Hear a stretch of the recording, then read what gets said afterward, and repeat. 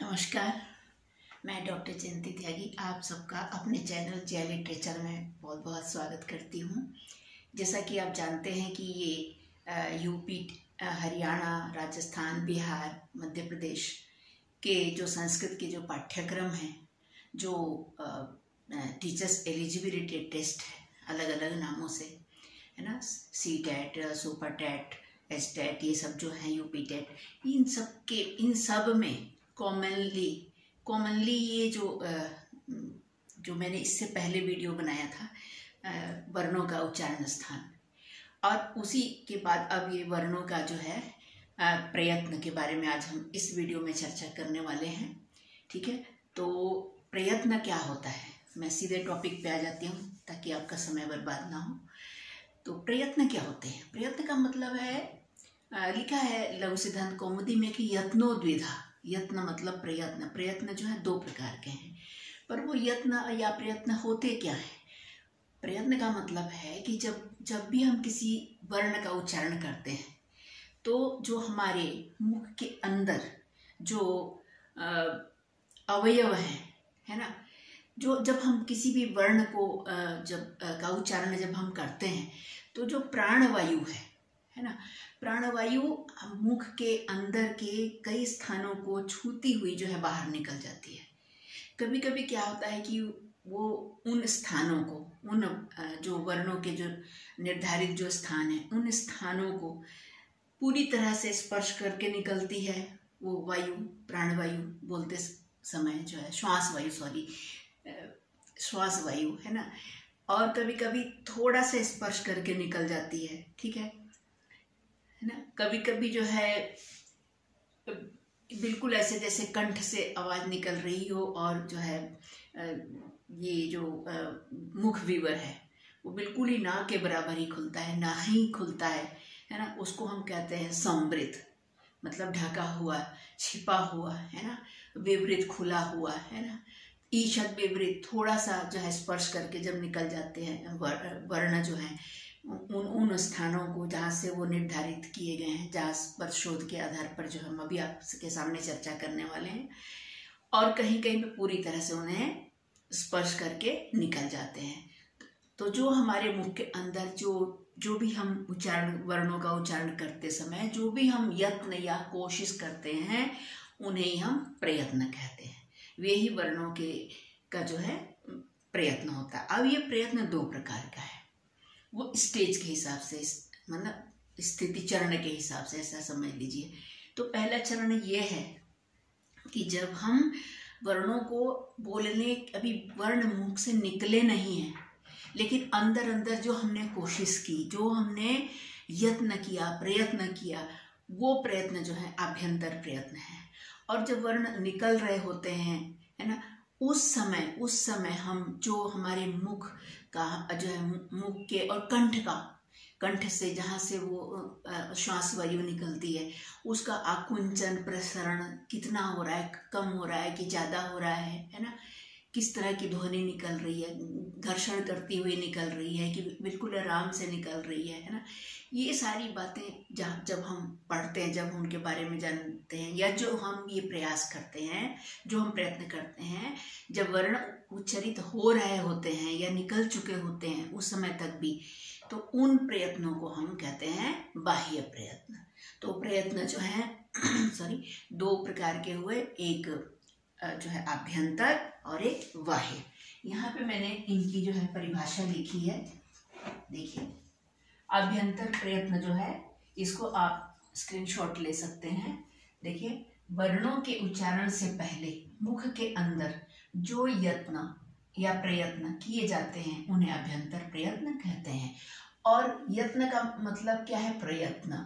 और यत्न किसको कहते हैं? जो जब प्रकृष्ट यत्न, माने विशेष कोशिश जब हम करते हैं, विशेष प्रयास जो हम करते हैं वर्णों के उच्चारण के समय, तो उसे ही हम प्रयत्न कहते हैं। कोई कहे कि प्रयत्न किसे कहते हैं, तो आप कह सकते हैं प्रकृष्ट यत्न प्रयत्न। अगर संस्कृत में थोड़ा सा बोलने का शौक है ना, तो उसको आप अपने साक्षात्कार में, इंटरव्यू में ऐसे बोल सकते हैं, प्रकृष्ट यत्न प्रयत्न। जो प्रकृष्ट का मतलब है विशेष रूप से, ठीक है। तो अब यहाँ पे और इसी प्रकार से जो बाह्य प्रयत्न है, वर्णों के उच्चारण करने के बाद या उच्चारण करने के समय भी किया जाने वाला जो आंतरिक प्रयास है, उसे हम बाह्य यत्न या प्रयत्न कहते हैं।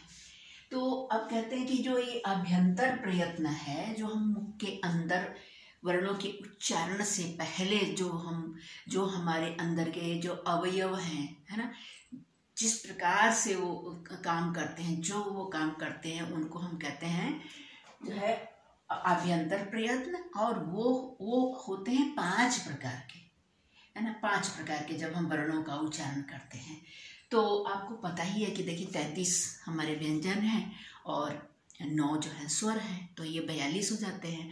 तो ये जो अब इनके जो प्रयास हैं, है ना, वो किस तरह से हमारी जो श्वास वायु है किस तरह से निकलती है ना, क्या उस समय कोशिश की जाती है, क्या जो है यत्न किया जाता है, क्या प्रयत्न किया जाता है ना, उनको हमने 5 भागों में बांट दिया है। उन वर्णों की एक जो है ना 5 कैटेगरी हो गई है कि कौन कौन से वर्ण कैसा प्रयत्न करते हैं, कौन कौन से स्वर किस प्रकार का प्रयत्न करते हैं, है ना। तो देखिए कहते हैं कि जो स्पर्श व्यंजन है ना, स्पर्श व्यंजन वो क्या करते हैं कि स्पृष्ट करते हैं अपने अपने उन उच्चारण स्थानों को जो हमने पहले पढ़ा है, जहां जहां से वो निकलते हैं उन स्थानों को स्पर्श करते हुए मुख से बाहर निकलते हैं, इसलिए उनको कहते हैं स्पृष्ट, है ना उनको। और स्पृष्ट का ही दूसरा नाम है स्पर्श व्यंजन। और स्पर्श व्यंजन आपको पता ही है कौन कौन से हैं। कुचु टू तु पु, कु का मतलब है कवर्ग, चु माने चवर्ग, और ये कुचु टू का मतलब टवर्ग, तू का मतलब तवर्ग, और पु का मतलब पवर्ग। और सब में जो है कितने होते हैं देखिए। और एक सूत्र जो है लिखा है स्पर्श व्यंजनों की परिभाषा के लिए, कादयो मावसाना स्पर्शा, को आदि, जिसके आदि में को हो, है ना, और जो म पर समाप्त होता हो, है ना, को आदयो मवसाना स्पर्शा, को आदि से प्रारंभ होकर म तक पहुंचने वाले जो वर्ण हैं, व्यंजन हैं, उनको हम स्पर्श व्यंजन कहते हैं। और जो यहीं पे मैंने लिख दिया है क से लेकर म तक के 25 व्यंजन, और इनको एकदम संक्षेप में कहें तो कुचु टू तु पु, ठीक है। तो ये कुचु टू तु पु या ये 25 व्यंजन जो हैं स्पृष्ट करते हुए, ये जो स्पर्श व्यंजन है। अब आप कहेंगे कि कैसे पता चलेगा, तो ये तो हम पहले ही पढ़ चुके हैं उच्चारण स्थानों में, है ना, कि अकु विसर्जनीयानाम कंठा, है ना, अ कवर्ग ह और जो है विसर्ग, इनका जो उच्चारण स्थान कंठ है, तो उस कंठ को स्पर्श करते हुए जो ध्वनि निकलती है मुख से बाहर, इसलिए इनको स्पर्श। ऐसे ही इन 5 वर्गों का जो है अपना अपना उच्चारण स्थान है, वो आपको पता ही है ना, इससे पहले वीडियो में हमने बताया है। इसके बाद है ईशत स्पृष्ट। ईशत का अर्थ होता है थोड़ा सा, थोड़ा सा, है ना, और स्पृष्ट का अर्थ है छुआ हुआ। स्पृष्ट का अर्थ है छुआ हुआ, छू करके, है ना।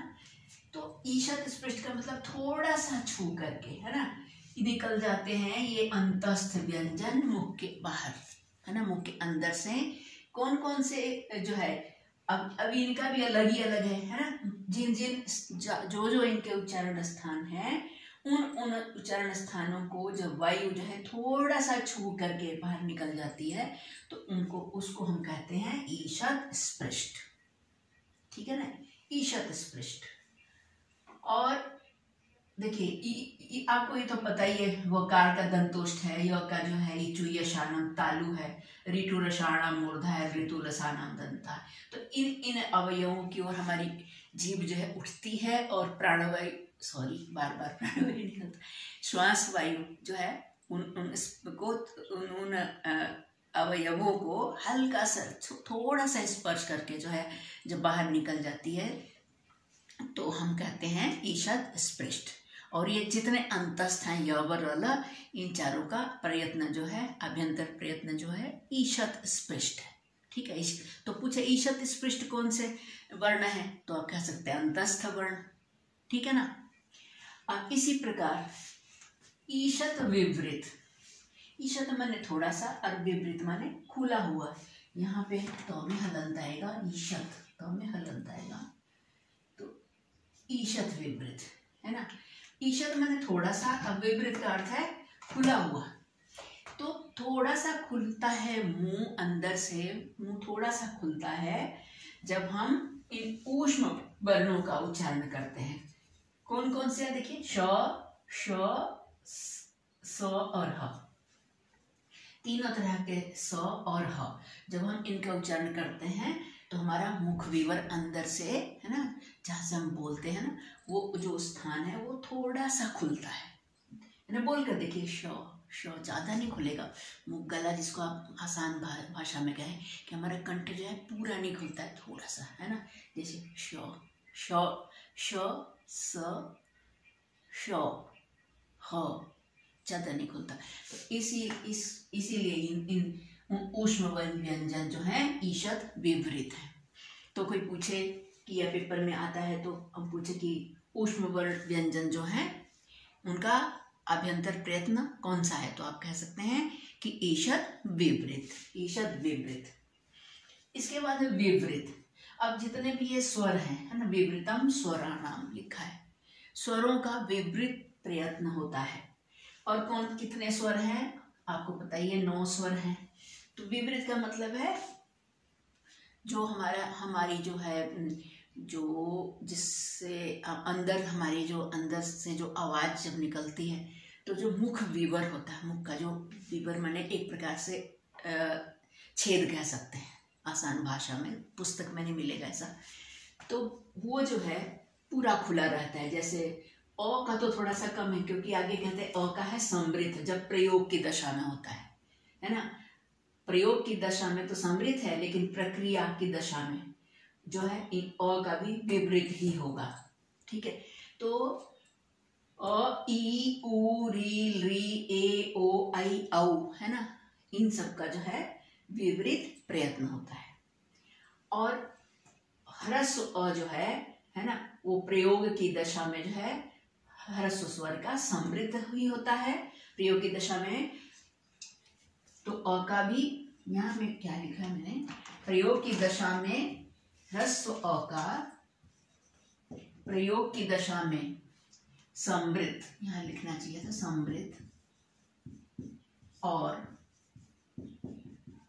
प्रक्रिया की दशा में तो अ का भी विपरीत ही प्रयत्न होगा।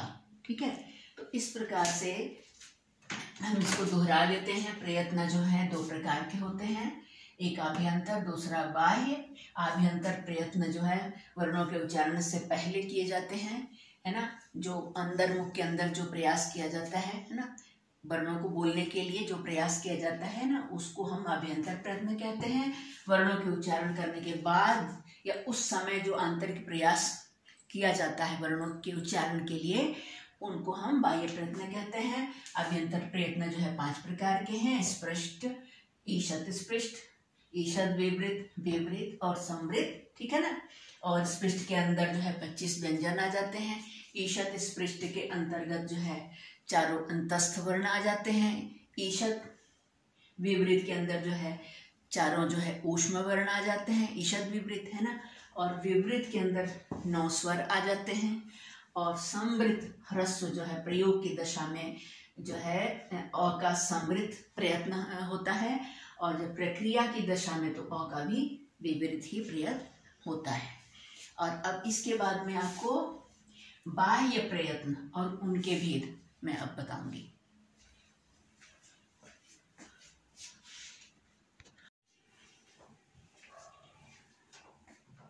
देखिए, अब हम बाह्य प्रयत्न पढ़ेंगे। बाह्य प्रयत्न जो हैं 11 प्रकार के हैं। लिखा है बाह्य प्रयत्नस्तु एकादशधा। बाह्य प्रयत्न तो 11 प्रकार के हैं। पहला है देखिए, विवारः, संवारः।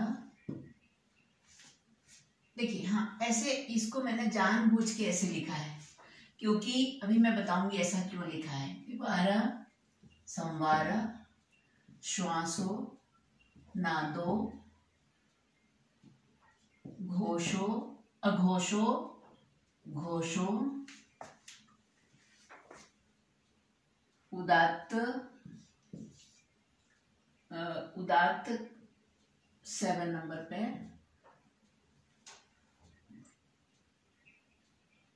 उदात्त, अनुदात्त,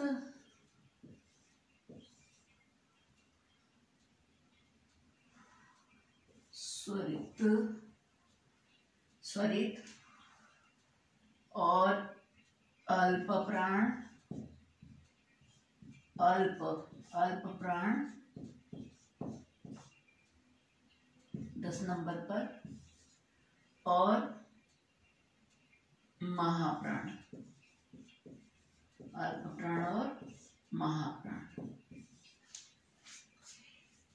इनको मैं एक साथ भी लिख सकती थी, है ना। विवार, संवार, श्वासो, नादो, अघोषो, घोषो, उदात्त, अनुदात्त, स्वरित, अल्प प्राण, महाप्राण, ये 11। लेकिन इनको लिखने का एक मेरा उद्देश्य था, क्योंकि पहले हम यहाँ पर ना विवार का मतलब हम समझ लेते हैं, उसके बाद मैं समझाऊंगी अपनी बात। देखिए, विवार का मतलब है कि मुख से, मुख के अंदर का जो अवयव है वो पूरा खुला रहता है जब कुछ वर्णों का उच्चारण करते हैं, और संवार में एकदम बंद हो जाता है। श्वास में भी जो है बहुत ही आराम से वर्ण निकल जाते हैं, लेकिन जब नाद होता है तो उसमें एक प्रकार की जो है ध्वनि उसके साथ अलग सी एक ध्वनि जो है गूंज सी, नाद का अर्थ है गूंज सी निकलती है। और ऐसे ही अघोष मतलब बिना घर्षण किए, बिना स्वरतंत्री के घर्षण किए, और घोष में जो है स्वरतंत्री में थोड़ा सा घर्षण होता है, ठीक है। उदात्त, अनुदात्त और स्वरित और अल्प प्राण और महाप्राण, इन सबको मैं अभी बारी बारी से समझाती हूँ। तो यहाँ मैं ये कहना चाहती हूँ कि जो वर्ण विवार होगा वो संवार नहीं हो सकता। अगर मुंह खुला है तो उस समय मुंह बंद नहीं हो सकता, या इंसान चल रहा है तो चल ही रहा है, और रुका है तो रुका है, तो दोनों में ऐसा ही अंतर है, विवार और संवार। जो श्वास होगा वो नाद नहीं होगा, जो अघोष होगा वो घोष नहीं होगा। मतलब ये तीनों और ये तीनों, ये तीनों का जो एक समूह है और इन तीनों का समूह है ना, ये दोनों एक दूसरे के विपरीत हैं, ठीक है। अब मैं सबसे पहले ये बताऊंगी कि इन 11 बाह्य जो प्रयत्न हैं उनमें ये जो उदात्त, अनुदात्त और स्वरित है ना, ये उदात्त, अनुदात्त और स्वरित ये केवल स्वरों के हैं। जब स्वर बोले जाते हैं तो स्वर ही उदात्त, अनुदात्त और स्वरित होते हैं, और कोई व्यंजन नहीं होता। वेदों में उदात्त, अनुदात्त और स्वरित का जो है बहुत अधिक जो है प्रचलन देखा जाता है। मैंने जानबूझकर यहाँ पर देखिए, मैंने ना लिखते समय ही इन्हीं शब्दों पे ही निशान लगा दिया है। देखिए, उदात्त जो स्वर होता है उसके सामने उसके लिए कोई अलग से चिन्ह नहीं लगाया जाता, वो उदात्त होता है। अनुदात्त जो होता है उसके नीचे ये पड़ी रेखा खिंची होती है, मैंने ये इसी अनुदात्त के नीचे ही लगा दिया ताकि जो है समझ में आ जाए, ये अनुदात्त है।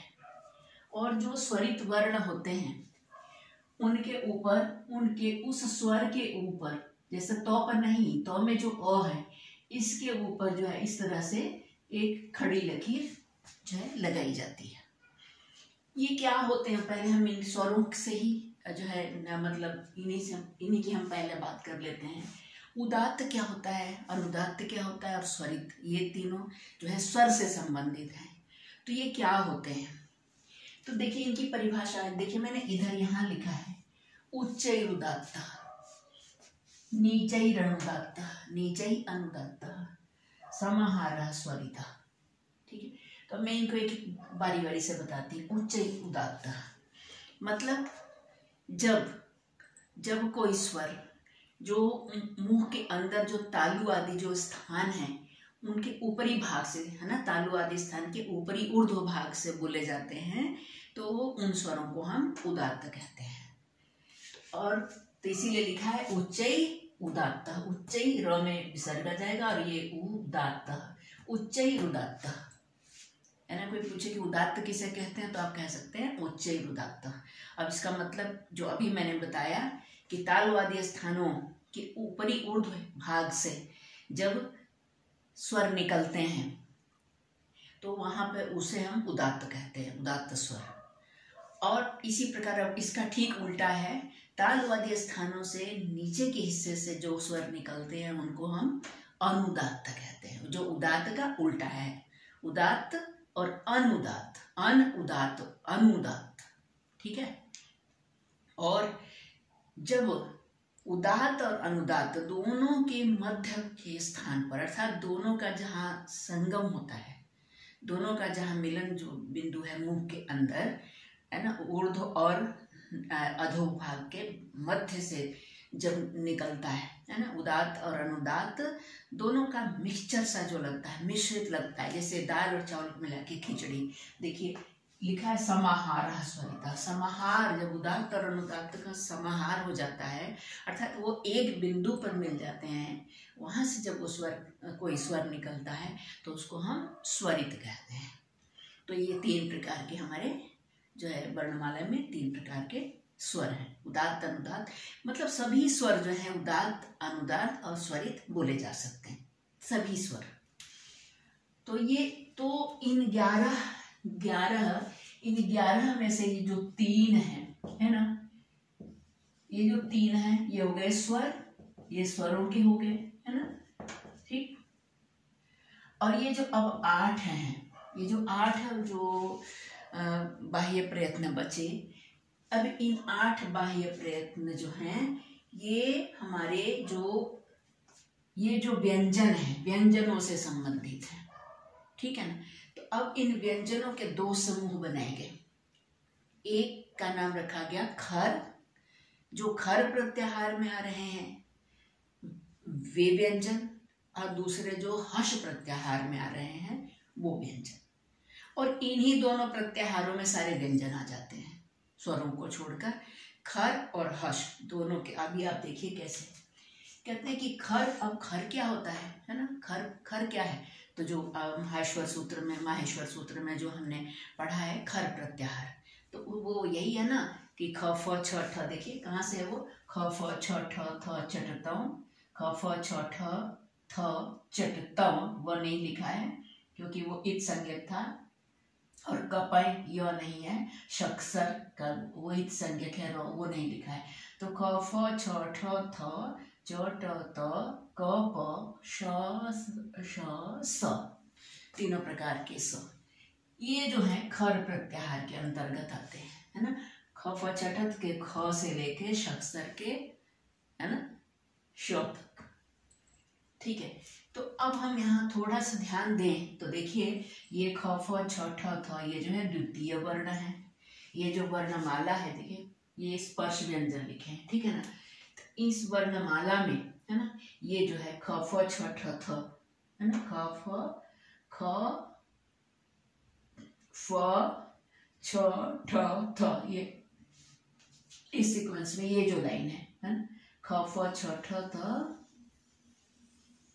है ना, और क्या ये चट त, च चट त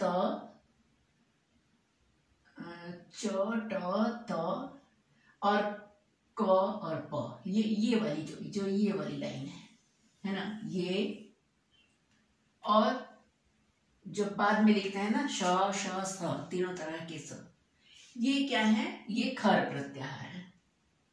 मतलब हम कह सकते हैं कि वर्णमाला में पहले और दूसरे जो व्यंजन है ना, क फ छ ठ थ च ट त क प, पहले दूसरे और पहले, मतलब पहले और दूसरे, प्रत्येक वर्ग का पहला और दूसरा और ऊष्म वर्ण, तीनों तरह के स, ह को छोड़कर, बहुत ध्यान रखना है इस बात पर कि ह को इसमें शामिल नहीं किया गया है।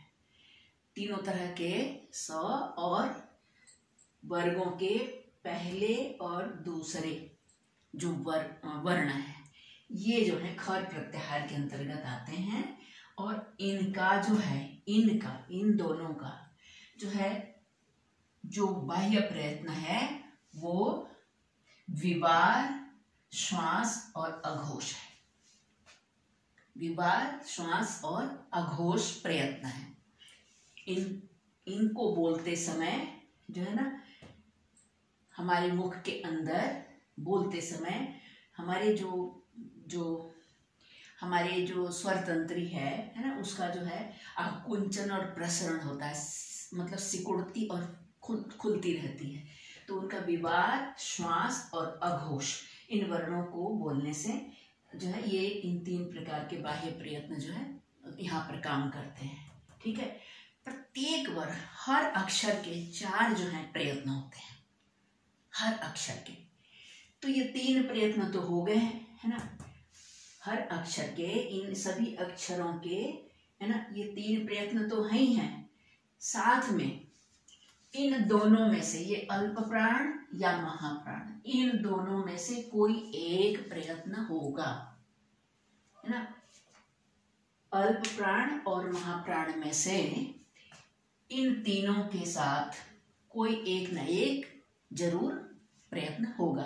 तो हर अक्षर का, हर वर्ण का जो बाह्य प्रयत्न है वो 4 होते हैं हर वर्ण का, है ना। ठीक है, तो और कौन कौन से वर्ण का क्या होता है तो ये बता दिया कि ये वर्गों के प्रथम, द्वितीय और ह को छोड़कर श, श, स तीनों तरह के श जो ऊष्म वर्ण हैं, इन सब का विवार, श्वास और अघोष, विवार, श्वास और अघोष, खर प्रत्याहार का विवार, श्वास और अघोष प्रयत्न होता है। ठीक है, अब हम हर्ष प्रत्याहार के बारे में बात करते हैं। लिखा है हषः संवारा नादा घोषाश्च, हषः संवारा नादा घोषाश्च।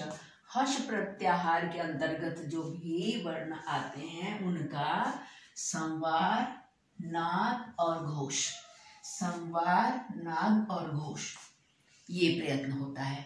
और साथ में अल्प प्राण या महाप्राण में से कोई एक और होगा इन दोनों में से, इसकी चर्चा हम अभी करेंगे। तो हम देखते हैं हर्ष प्रत्याहार में कौन कौन से वर्ण आते हैं। तो हर्ष प्रत्याहार में देखिए हयवरट के ह से लेकर के, है ना, और जपगढ़दश, जपगढ़दश के द तक। तो देखिए ह, य, व, र, है ना, ट आएगा वो छोड़ देंगे, संज्ञक होगा। हयवरट लण यमगढ़ नम झभाए घटदश, घ ढ ध आएगा यहाँ पे, सॉरी, घ ढ ध, है ना, घटदश और जबगढ़दश। बीच में जो इस संज्ञक वर्ण थे वो हमने निकाल के यहाँ लिखा है ना। हयवरट लण यमगढ़ नम झभाए घटदश जबगढ़दश। इत वर्ण, इत संज्ञक वर्ण इसमें नहीं है, उनको निकाल दिया गया पहले ही। तो देखिए इसमें अब हर्ष प्रत्याहार के अंतर्गत टोटल जो है कितने वर्ण आ जाएंगे। देखिए पहले तो है, ये तो टोटल है सारा, खर और हर्ष दोनों का ये। तो ये ह, य, व, र, ल, है ना, यम, अङ, न, झ, भ, घ, ढ, ध, ज, ब, घ, ढ, ध। ठीक है, तो अब हम देखते हैं ये हैं क्या क्या। ह जो है ऊष्म है ना, ह जो है ऊष्म वर्ण है। य, व, र, ल जो है क्या है, अंतस्थ है, यण अंतस्था, है ना, यण प्रत्याहार में, है ना, य, व, र, ल। तो ये य, व, र, ल जो है अंतस्थ है। यमगण न ये जो है अनुनासिक वर्ण है, 5वें वर्ण, वह प्रत्येक वर्ग का 5म वर्ण। झभय घटधश, झभय घ ढ ध ये क्या है, प्रत्येक वर्ग के 4थे वर्ण, 4th वर्ण। और जब गड द ये है 3य वर्ण। तो कुल कितने हो गए देखिए, एक ये ह, ये 4 जो अंतस्थ वर्ण, 1 ऊष्म वर्ण, 4 ये और 1 ये अंतस्थ, और 1 ऊष्म में से सिर्फ ह, है ना। तो ये हो गए 5, यमगण न ये 5, 10, और ये चतुर्थ वर्ण हो गई, ये 15, और ये 5, ये ज ब ग ड द तृतीय वर्ण, तब 15 और 5 20 हो गए, है ना। ज ब ग ड द देखिए, तो ये 20 वर्ण जो है हर्ष प्रत्याहार के अंतर्गत आ गए, ठीक है ना। तो 20 और ये कितने हैं देखिए, 5 5 10 और 3 13, तो ये हो गए 20 और 13 जो है 33 व्यंजन हो गए।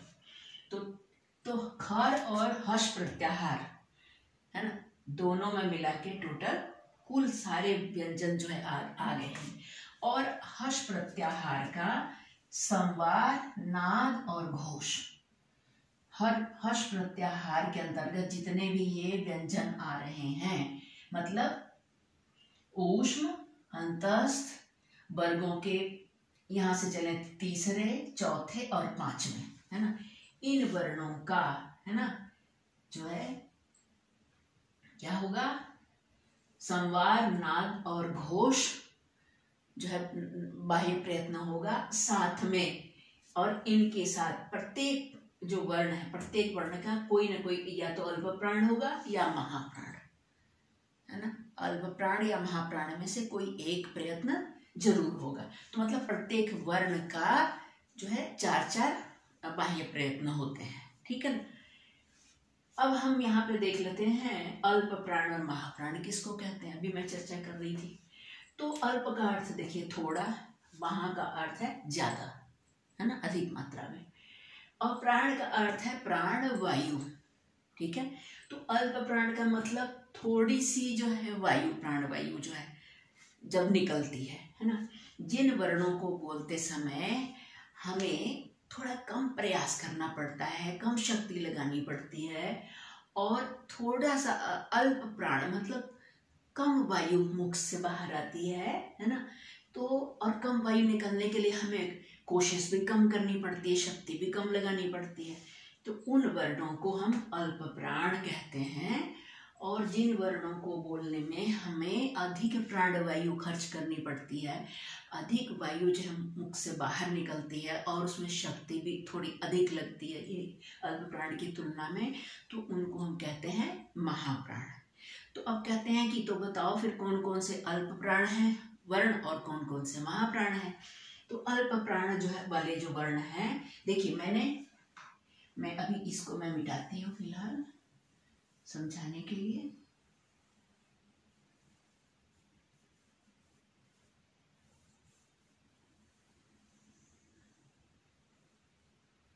हाथ ही डस्टर हो रहा है, देखिए, ठीक है। तो मैंने जिस पर देखिए ये वन वर्गाणाम प्रथम तृतीय पंचमा, देखिए ये यहाँ लिखा मैंने वर्गाणाम प्रथम तृतीय पंचमा यणश्च अल्प प्राणा, मतलब वर्गों के पहले, है ना, ये वाली लाइन, ठीक है। प्रथम तृतीय और ये तीसरा, मैंने इसलिए इसको मैंने सर्कल नहीं किया है। जो जिन पे सर्कल नहीं है वो सब अल्प प्राण है, और जो भाई ज्यादा धनाढ़ हैं, है ना, उनको मैंने ऐसे गोल सा सर्कल में कर दिया है ना। यहाँ पर धन जो है प्राण वायु से ही है, से मतलब है धन का।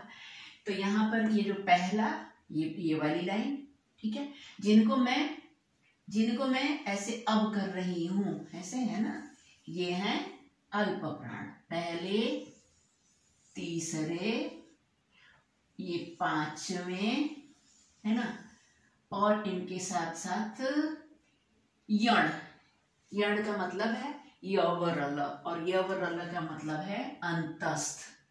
अंतस्थ जो वर्ण है ये है अल्प प्राण, है ना। अल्प प्राण मतलब देखिए जैसे आप बोल के भी देख सकते हो, जैसे बोलो क, है ना, क, और क बोलने में कम प्राणवायु लगेगी, और ख आप बोल के देखिए ख उसमें ज्यादा लगेगी। अब बोलिए ग, इसके बाद बोलिए घ। अब आप इसको खुद प्रैक्टिकल करके देख सकते हैं कि कितनी सत्य बात है ये, है ना। इसी तरह ङ, ज्यादा इसमें प्राणवायु की जरूरत नहीं है। तो इसी तरह से ये वर्गों के प्रथम, पहले जो विषम है, पहला, तीसरा और पांचवा, और साथ में देखिए पहला, तीसरा, पांचवा और प्लस यण। यण का मतलब य व र ल, और य व र ल को हम अंतस्थ कहते हैं। तो ये जो है, ये जो वर्ण है पहले, तीसरे, पांचवें और अंतस्थ, ये है अल्प प्राण। ठीक है, क्लियर हो रहा है। और इसके विपरीत जो बच गए दूसरा, चौथा, है ना, दूसरे, चौथे, देखिए यहाँ लिखा है दूसरा, चौथा और शल। वर्णमाला में जो ज्यादा, इसका मतलब पहले ये सुन लीजिए, दूसरा, चौथा और वर्गाणाम द्वितीय चतुर्थौ शलश्च महाप्राणा। वर्गों के दूसरे, चौथे और शल का अर्थ है श, श, स, है ना, श, श, स, है ना, शक्सर हल तक, है ना, शल से शक्सर हल, है ना। तो इसीलिए श, स और ह, ये जो है महाप्राण है ना, ये है महाप्राण। तो आप देख सकते हैं कि देखिए इसमें स्पर्श व्यंजनों में 5, 5, 10, 15 जो है अल्प प्राण है, जिनको बोलने में कम शक्ति लगती है और जो है कम प्राणवायु खर्च होती है, वो है 15। और जो 10 है दूसरे और चौथे, है ना, इनको बोलने में अधिक प्राणवायु की आवश्यकता होती है। साथ में शल प्रत्यय शख ये भी जो है इनके साथ, है ना, महाप्राणों में ही आते हैं। तो अब देख लीजिए प्रत्येक वर्ग का जो प्रत्येक वर्ण का, एक तो ख, जैसे खर प्रत्याहार में, है ना, विवार, श्वास और अघोष। जैसे ख है, देखिए अब मैं आपको थोड़ा सा समझाऊंगी, ऐसे से अभी लगता नहीं है कि काम चलेगा। देखिए जैसे हम ख को ले लेते हैं, ख, तो ख का जो हम बाह्य प्रयत्न देखते हैं, तो बाह्य प्रयत्न हम देखते हैं, एक तो है विवार, श्वास और घोष, ये 3 हो जाएगा क्योंकि ये खर प्रत्याहार में आ रहा है। साथ में यहाँ देखिए खर जो है दूसरे नंबर पर है ना, दूसरा और चौथा, तो यहाँ से ये महाप्राण हो जाएगा, है ना। ख जो है महाप्राण की लाइन में है, एक तो ये है महाप्राण और एक ये है महाप्राण, ठीक है ना। तो ख का क्या हो गया, एक तो विवार, श्वास, अघोष, और ये ख जो है महाप्राण की लाइन में आ रहा है, तो महाप्राण, ये 4 इसके जो है बाह्य प्रयत्न हो गए। इसी तरह से फ का देखिए, तो फ का देखिए, फ भी इसी लाइन में है, तो फ के भी विवार, श्वास, अघोष और महाप्राण, है ना, ये इसके बाह्य प्रयत्न हो जाएंगे। इसी तरह से इन सब के, इसी तरह चौ को देख लीजिए, है ना, ये देखिए अब चौ का देख लेते हैं। ये तो जो है महाप्राण वाले थे, है ना, दूसरे, ये तो वर्गों का दूसरा वर्ण था। ये देखिए अब यहाँ पे मैं लिख सकती हूँ, देखो ये है महाप्राण, यहाँ पर भी लिख देते हैं, है ना, क्योंकि ये द्वितीय वर्ण है। और चतुर्थ कहाँ आएंगे, चतुर्थ जो है इसमें आएंगे, इसमें हर्ष प्रत्याहार में, है ना। देखिए कहाँ पे लिखे, ये झ घट द, ये हो गए महाप्राण।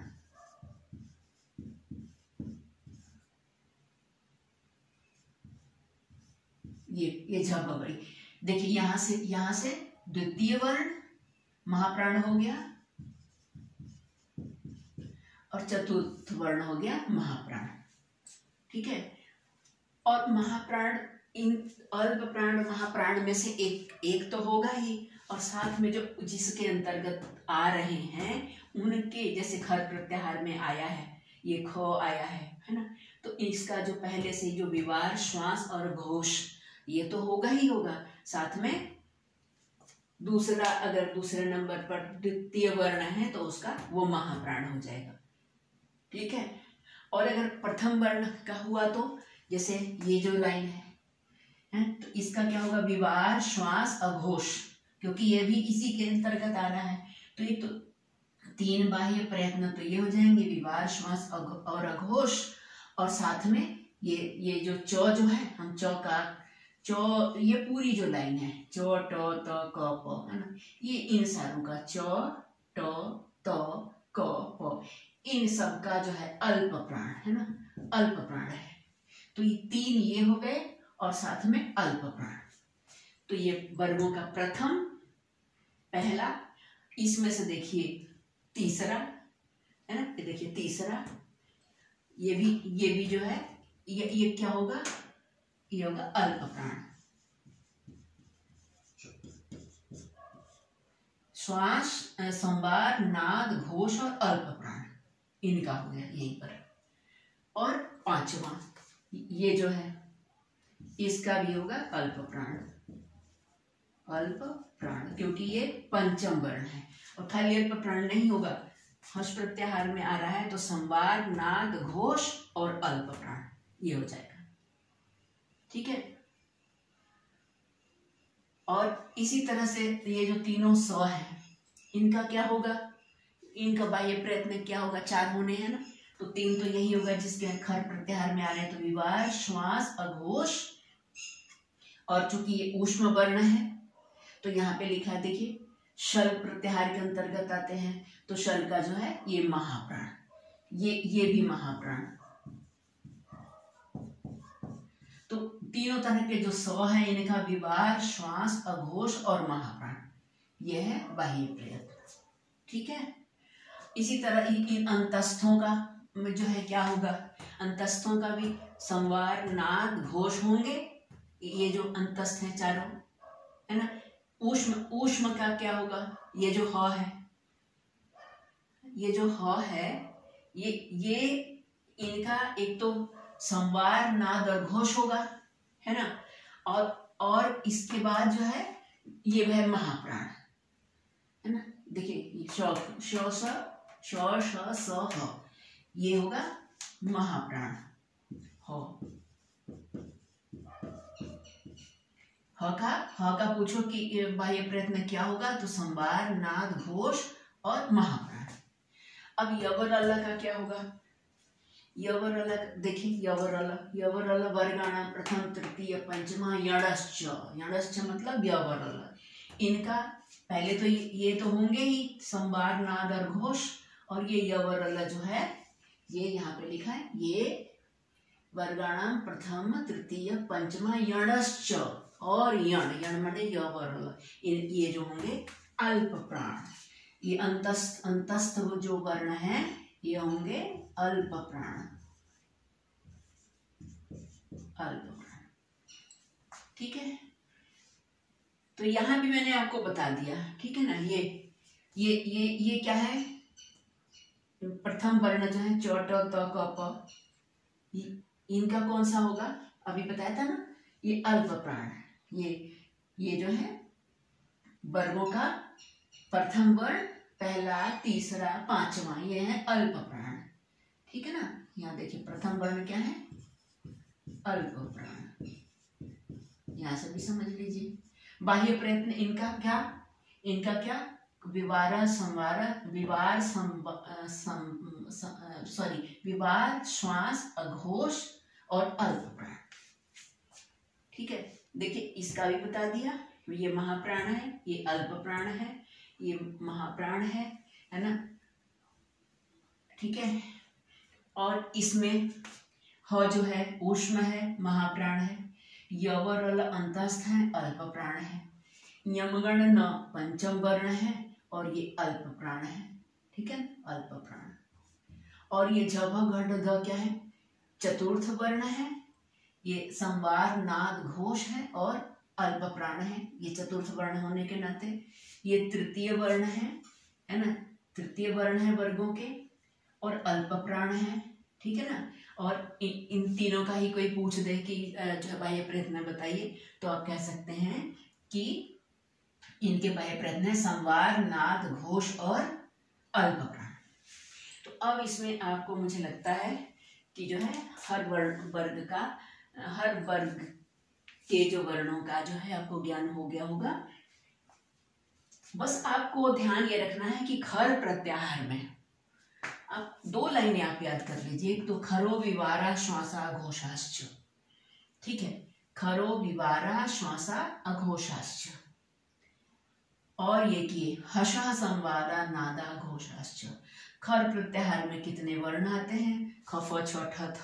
अगर माहेश्वर सूत्र याद है तो ये बिल्कुल उंगलियों के टिप्स पे है कि ख फ छ ठ थ च ट कपय शक्सर हल शक्सर तक, है ना। श ख स र, है ना। इत संज्ञक र को तो हम गिनेंगे नहीं। तो ख फ छ ठ थ च ट कपय शक्सर, इतना जो है खर प्रत्याहार में आते हैं। और इसमें कौन कौन से ये वर्ण है ना। और वो वर्ण जो है अगर प्रथम पहली स्थान पर है ना, पहले तीसरे और पांचवें हैं तो वो हो जाएंगे अल्प प्राण। अगर दूसरे और चौथे पे हैं तो वो है महाप्राण। अंतस्थ जो है वो अल्प प्राण है। ऊष्म जो है महाप्राण है, लेकिन ऊष्म में ह जो है महाप्राण है।